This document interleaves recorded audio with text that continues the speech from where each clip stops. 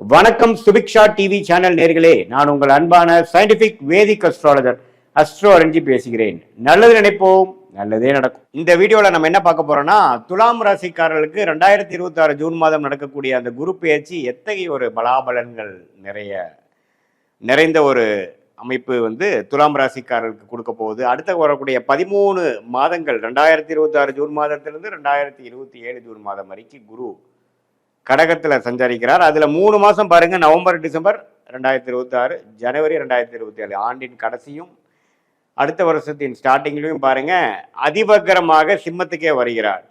So துலாம் ராசிக்காரர்களுக்கு முதல் 5 மாதங்கள் அவர் 10ஆம் இடத்துக்கு சில தொழில் வேலை மாற்றங்களை கொடுத்து, அதுக்கப்புறம் நவம்பர் டிசம்பர் ஜனவரி மாதம் 11ஆம் இடத்துக்கு நல்ல சிறப்பான சில நல்ல விஷயங்கள், லாபங்கள், சுப விஷயங்கள் எல்லாமே கொடுக்கக்கூடிய அமைப்பு துலாம் ராசிக்காரருக்கு இந்த குரு பயிற்சி கண்டிப்பாக கொடுக்கிறது.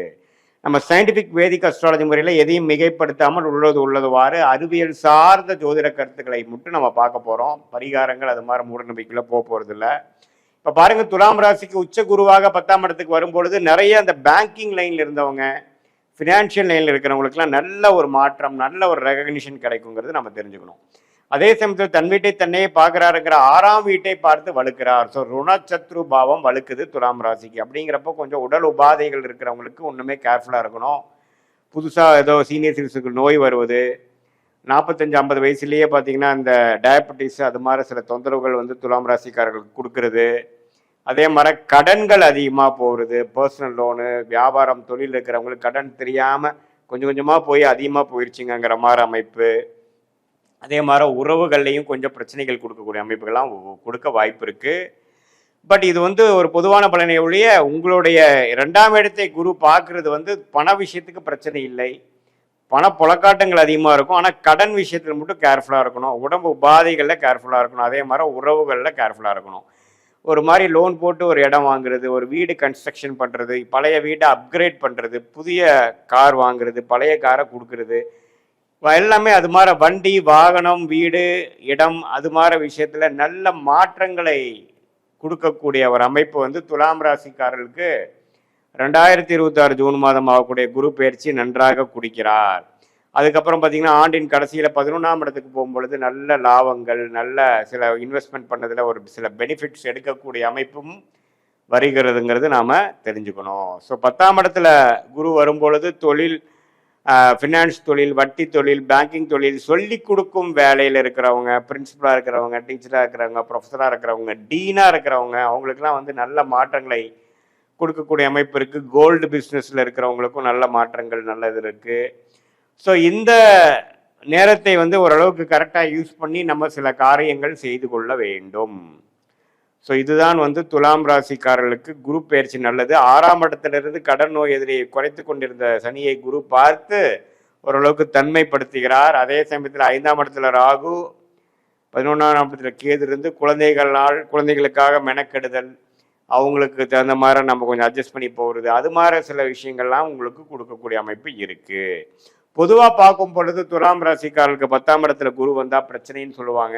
10ஆம் இடத்துல குரு வந்தால் பிரச்சனை கொடுக்க போகிறதில்ல. என்னன்னா, சில கடன் விஷயங்கள், உடல் உபாதைகள் விஷயங்கள், தொழிலில் பார்த்தீங்கன்னா கொஞ்சம் முன்னேற்றங்கள், கொஞ்சம் இன்வெஸ்ட்மெண்ட் பண்ணி முன்னேறுறது, வேலையில் கொஞ்சம் பெனிஃபிட்ஸ் அடைகிறது, கொஞ்சம் ப்ரொமோஷன் ஆகிறது, அது மாதிரி நல்ல விஷயங்களை கொடுக்கக்கூடிய அமைப்பு தான் இருக்குதே ஒழிய ஒன்றும் தவறான அமைப்புகள் இல்லை என்று நாம் தெரிந்து கொள்ள வேண்டும். இது ஒரு பொதுவான பலனை தவிர, உங்களுடைய ஜென்ம ஜாதகத்தில் நீங்கள் பிறந்த தேதி, பிறந்த நேரம், பிறந்த ஊரை வைத்து உங்களுக்கு என்ன மாதிரி ஒரு ஜாதகத்தில் உங்களுக்கு வருது, நீங்கள் எந்த லக்னத்தில் பிறந்தீங்க, நீங்கள் துலாம் ராசியில் சுவாதி நட்சத்திரத்தில் பிறந்தீங்களா, விசாக நட்சத்திரத்தில் பிறந்தீங்களா, சித்திர நட்சத்திரத்தில் பிறந்தீங்களாங்கிறதெல்லாம் எல்லாம் ஆராய்ந்து அதுக்கு தகுந்த மாதிரி நம்மளுடைய சயின்டிஃபிக் வேதிக் அஸ்ட்ராலஜி முறையில் துல்லியமான, மிகைப்படுத்தாமல் உள்ளவாறு நம்மளுடைய பலாபலன்களை பார்த்து எது மாதிரி விஷயங்கள் ஷார்ட் டேர்மில் வரக்கூடிய அமைப்பு இருக்குது, பாஸ்ட் எப்படி இருந்தது, ப்ரெசண்ட் எப்படி போயிட்டுருக்கு, கெட்டதெல்லாம் முடிஞ்சிருச்சா, உண்மையில் நடக்கிறதெல்லாம் நல்லதா, அல்லது ஒன்றுமே சில பிரச்சனைகள் இருக்கா, எது மாதிரி நேரத்தில் எது மாதிரி விஷயங்கள் எடுக்கலாம், நமக்கு வேலை மாற்றம், தொழில் மாற்றம் எப்போ வருது, எது மாதிரி டைமில் நம்ம கடனை அடைக்க முடியும், எது மாதிரி டைமில் உடம்பு உபாதைகள் குறையும், குழந்தை செல்வம் எப்போ கிடைக்கும், கல்யாணம் எப்போ நடக்குங்கிற மாதிரி ஒரு வயதினருக்கும் அவங்கவுங்களுடைய ஸ்டேஜஸ் இன் லைஃபுக்கு தேவையான கிளாரிட்டி, தேவையான வாழ்க்கையோட அமைப்புகளோட எப்படி நமக்கு காத்திருக்கிறது, நம்மளுடைய பிராப்தங்கள் என்ன, நம்மளுடைய தோஷங்கள் என்ன, நம்மளுடைய கர்மா என்ன அப்படிங்கிறதெல்லாம் தெரிந்து அதுக்கு தகுந்தமாற நம்மளுடைய வாழ்க்கையை அமைச்சு கொண்டேனானால் கண்டிப்பாக வாழ்க்கையில் தேவையற்ற பண விரயங்கள், தேவையற்ற சமய விரயங்கள் எல்லாம் தவிர்த்து வாழ்க்கையில் எளிதில் நம்மளால ஜெயிக்க முடியும். இதுல சயின்டிபிக் வேதிக் அஸ்ட்ராலஜி முறை என்ன சொல்லுதுன்னா, எந்த டிகிரியில கிரகங்கள் இருக்கு, ராசிக்கு எவ்வளோ பாவங்கள் தள்ளி இருக்கு, எந்த பாவத்தில் எந்த ஆதிபத்தியம் செய்யும், உங்களுடைய லக்னம் என்ன, லக்னத்துக்கு எந்தெந்த கிரகத்தின் தசைகள் நல்லா இருக்கு, எந்த தசை போய்கொண்டிருக்கிறது, அந்த தசநாதன் இப்பொழுது கோச்சாரத்துல டிரான்சிட் அஸ்ட்ராலஜியில் எப்படி இருக்குங்கிறதெல்லாம் சேர்த்து வைத்து நம்ம பார்க்கும் பொழுது அடுத்த வரக்கூடிய காலகட்டங்கள் என்ன, உங்களுக்கு பிடித்தமான ஒரு தொழில் எதுவார அமையும், அந்த பிடித்த தொழிலே உங்களுக்கு லக்கியான யோகமான தொழிலாக அமைய வாய்ப்பு இருக்கா, எது மாதிரி நேரத்தில் நம்ம செய்யலாம், எந்த படிப்பு நமக்கு உயர்வை கொடுக்கும், எந்த துறை நம்மளுக்கு நல்ல வெற்றியை கொடுக்கும், எந்த நேரத்தில் நம்ம ரிஸ்க் எடுக்கணும்,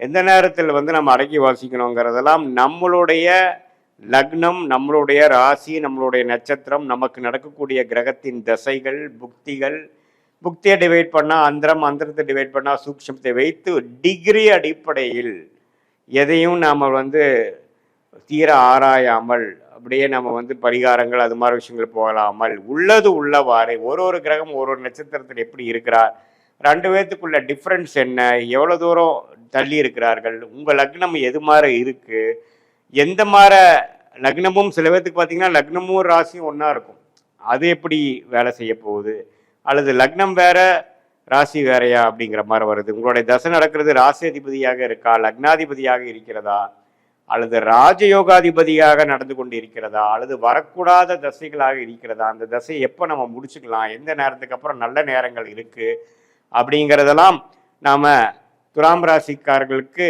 நம்மளுடைய பொதுவான பலன்களும் உங்களுடைய ஜென்ம ஜாதகத்தில் வரக்கூடிய தசாபுக்தியில் வைத்து வரக்கூடிய துல்லியமான பலன்களும் சேர்த்து வைத்து பார்க்கும் பொழுது நம்மளுடைய வாழ்க்கைக்கு தேவையான எல்லா அத்தியாவசிய கிளாரிட்டிஸ், வாழ்க்கையில தேவையான கேள்விகளுக்கு வேணுங்கிற விடைகள்லாம் நமக்கு கிடைக்கக்கூடிய அமைப்பு மூலமாக நம்ம தவறான முடிவுகளை தவறான நேரத்தில் செய்து வாழ்க்கையில் துயரப்பட்டு அதுக்கு வேணுங்கிற விலையை கொடுத்து ஒரு டைமும் நம்ம தவறான முடிவு எடுத்து நம்ம எதுலையோ நம்ம இறங்கும் பொழுது வாழ்க்கையில 2 வருடம் 3 வருடம் 4 வருடம் பின்னோக்கி போகக்கூடிய அமைப்பு இருப்பதனால் நம்மளுடைய பிராப்தத்தை தெரிந்து நாம் அதுக்கு தகுந்த மாதிரி வாழ்க்கையை அமைத்து கொண்டு வாழ்க்கையில் நாம் வாழும் பொழுது கண்டிப்பாக எளிதில் வெற்றி பெற முடியும் என்று சொல்ல விரும்புகிறேன். மீண்டும் மற்றொரு காணொளியில் சந்திப்போம்.